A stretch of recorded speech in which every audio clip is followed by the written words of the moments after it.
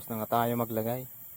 Bali dalawa yung nilagay natin. Yung isa nandun yung isa. Ito yung isa. Bukas babalikan natin to ng umaga. Siguro mga 3 AM. Ayan. Ang oras nga natin ngayon ay alas 10. Alas 10:30. Ayun guys.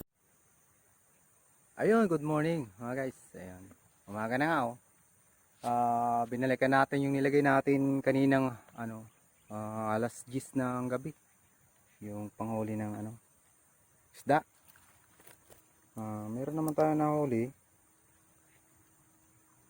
Ito yung iba. And then yung iba nandito na sa loob nito. Yun oh.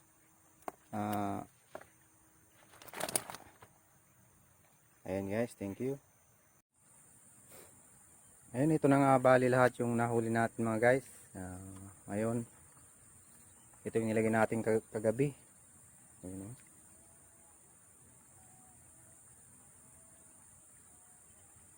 ayan, umaga na. Oras na ba? Hindi natin ang oras na. Ayan, 5:46 ng umaga mga guys. Oh. Ayan, thank you, nakahuli tayo. Ayan guys, thank you.